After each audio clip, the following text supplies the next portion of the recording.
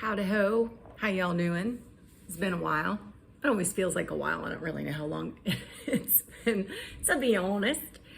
I've been thinking lately, I'm a much more creative-minded person. I guess I consider myself more of a pioneer and a visionary, not a super linear person. I'm not a 9-to-5er. I've said this before. And I think people like me get a really, really bad rap.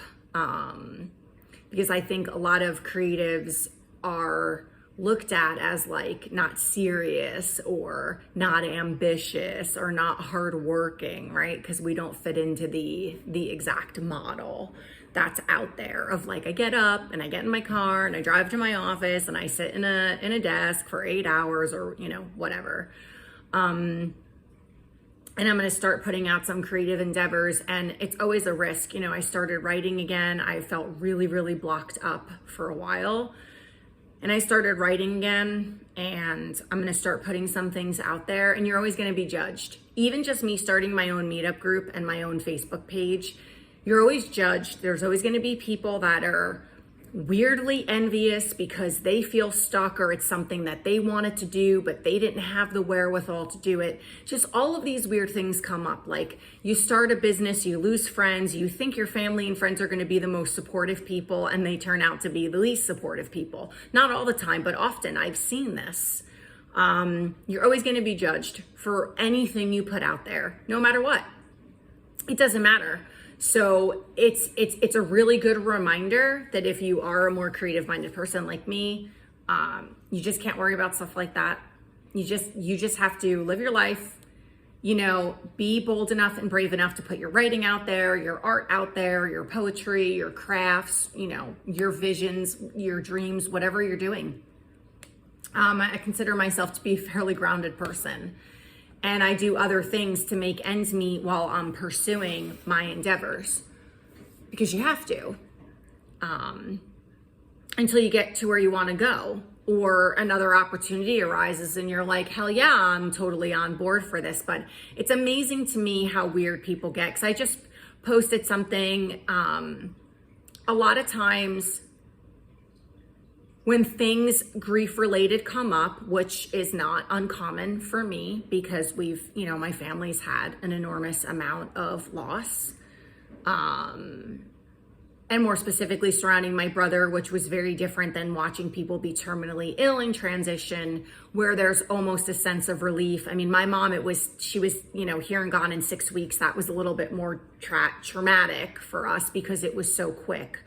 But my brother being here today and gone tomorrow, and just realizing how fleeting life can be and how happy I am looking back that he lived such an amazing, vibrant life for a 39-year-old young person who was, breathed his last breath at such a young age. But he really did live a full life for his short time here.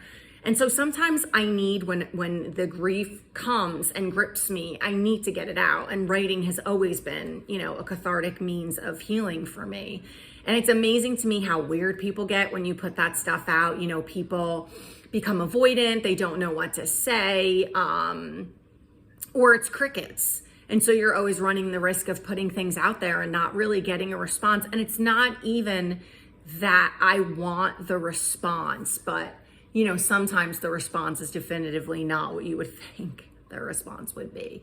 I think it can be really off-putting to people when you are a creative-minded person and someone else isn't.